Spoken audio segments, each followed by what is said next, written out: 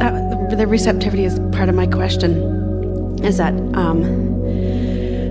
wanting to be there, and now having this new terminology of receptivity really helps. And so my question is, we thought that receptivity is a really good word when you understand that there's a vibrational reality that you are wanting to realize. So you are the translator of the vibration into the reality. And once you get that your job is that translation, and that Esther became receptive to us because she meditated for 9 months, quieted her mind, got rid of all resistance, allowed her vibration to raise, and then there we were. It's the same about everything. Receptivity. Vibrational, be receptive to abundance. When you're receptive to abundance, the idea of abundance sounds good to you, not scary. It sounds simple and like flow, not hard. In other words, just practice yourself into feeling the receptivity of what you want. But you got to feel it before you can receive it. You got to get there before you can translate. We like this conversation. It's the peace that many of you have been looking for. It's a practical, applicable peace.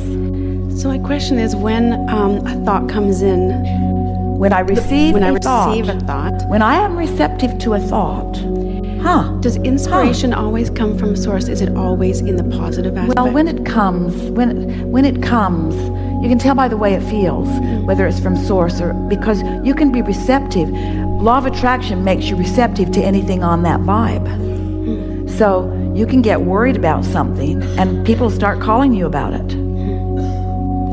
Well, that's what I was wondering. The second, if I'm in this vibration and wanting to be open and receptive so that I receive the inspiration, if a thought comes in that makes me feel knotted up right away, within 17 seconds, if I take my attention off of it, that's why we use the words prepare your receptivity. Decide what you want to be receptive of, which means care about feeling good, which makes you receptive to thoughts that and allows the momentum to increase about that.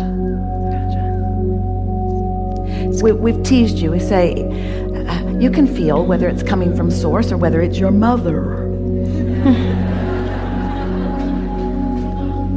Yeah, I guess I really just, in my mind, it feels helpful to know that I can, in a sense, not trust that negative one, because I know source is not thinking the same thing. So if I just can go, you know what, within that 17 seconds, wipe it out, and I won't then start creating a momentum in that direction. Someone asked us the best question ever, because it gave us an opportunity to give our best answer ever. This person said, how do you get rid of fear? Or how do you get rid of doubt was her word. How do you get rid of doubt? And we said, horrible answer.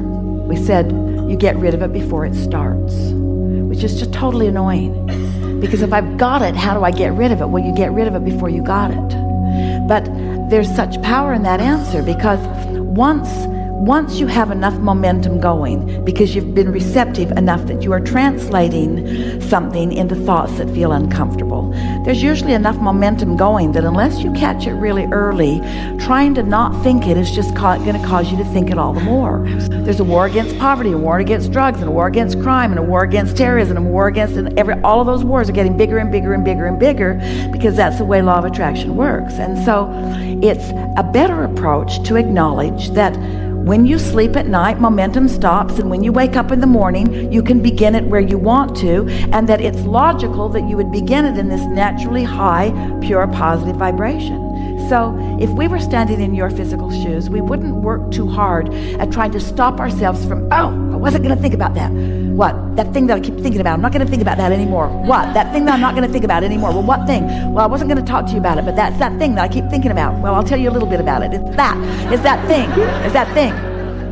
So you just don't want to think about that thing that you're thinking about. I'm not going to think about that thing that I'm thinking about, but that thing that you're thinking about that you don't want to think about just becomes an obsession after a little while, because law of attraction is a very responsive to vibration mechanism. And so rather than trying not to think about it, which for sure is going to cause you to think about it, you want to start your day with plenty of things that you are thinking about that feel good. You can become someone who just generally finds those good feeling things, but it takes a little practice. And the most important thing is don't tense up about what you are thinking about. Look for the value in whatever thoughts are coming. Say to yourself things like, well, this must be my point of attraction, and I'm not sure right now whether it's a bad thing or a good thing that I'm receiving about this, but it's no big deal because I've got control over the thoughts that I think, and law of attraction is my friend, and I've got this guidance system, and it's no big deal. And just don't become fitful or too thoughtful about what you're thinking. In the early days, we called this gathering the science of deliberate creation. The science, because it's continuing to evolve, of deliberate, because you're doing it on purpose, creation, because you are the creator of your own reality and you can't stop no matter what. You just can't stop creating your own reality. But there was something about the science of deliberate creation. We said, you get what you think about whether you want it or not. And people loved that idea and then hated that idea. They got freaky about it. They would say things like, cancel, cancel, cancel. Cancel, cancel, try to suck the thought back before law of attraction gets hold of it. And that was when we began talking about the art of allowing, which is the art of receptivity. The art of allowing what? The art of allowing your alignment with who you really are. The art of allowing your connection to who you really are. The art of allowing yourself to be the receiver of the ideas and inspiration and progress and momentum. The art of allowing yourself to see your path and get on. The art of allowing the joy and the fun and the clarity and the worthiness that is really who you are. The art of allowing you to be here in this moment. Most of you are not just you, most humans are not allowing the fullness of who they are. Your animals, those furry little beasts, they are, for the most part. Look at them. They're full of themselves. They're not trying to get your approval, and if they are, that's a really sad thing. They're not trying to get your approval. For the most part, they are extensions of source and following, and you call them instinctual. You say, oh, they have instinct. We say they have receptivity. That's not instinct. That's not some memory bank that they're tapping into. That's not built into their DNA. That didn't come with their genes. That they came with big time hiccups. In other words, they don't think like humans. Good for them. They don't micromanage, and they don't overthink things, and they don't struggle with things. They just be.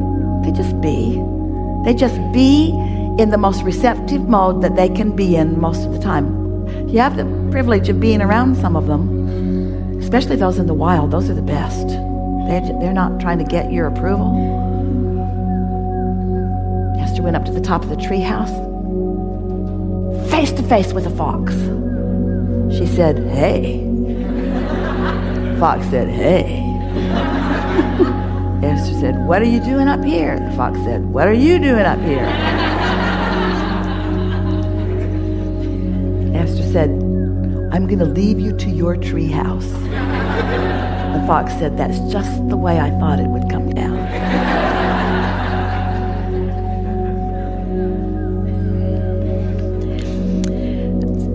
So I struggle with asking this because, well, I know you'll give me an answer anyway, but So you struggled? Because I kind of know the answer, but when you struggle, we've become the gurus of nitpicking, haven't we? yeah. Do you really want to begin a conversation with the word struggle? No. Does the word struggle represent how you feel in this question? No, I would like to know the answer. But wait, walk through this with us. In other words, how do you get rid of doubt? You get rid of it before you've got it. So how do you get rid of struggle? In other words, don't ask the answer to this question to eliminate the struggle. Eliminate the struggle, and then you will be receptive to this answer. Okay. Can you hear the difference? Yeah. So instead, it's a curiosity. I'm curious if... I really want to know. I'm not struggling as much as I was a minute ago because I really don't care. I really don't care about the answer to this question. Wasn't convincing, was it? So, if you can be, do, or have anything. Since you can be or do or have anything. Staying high all the time, is that also a feasible request? Since everything is relational, the answer to that is yes. In other words, you can improve your vibrational countenance so much that law of attraction will support you where you are. But it takes a little while for you to sort of work the bugs out of this and that and this and that and this and that and this and that. What it really comes down to is just finally caring enough about how you feel that your opinions about things are not so important. You've done such a comparative thing between yourself and others that almost all humans care more about being right than they do about being happy. And that's a problem for you, because the other day Esther was at her new house in Utah and her sister was there, her big little sister. She's got a big little sister and a little big sister. It was her little big sister. Aren't you glad you came?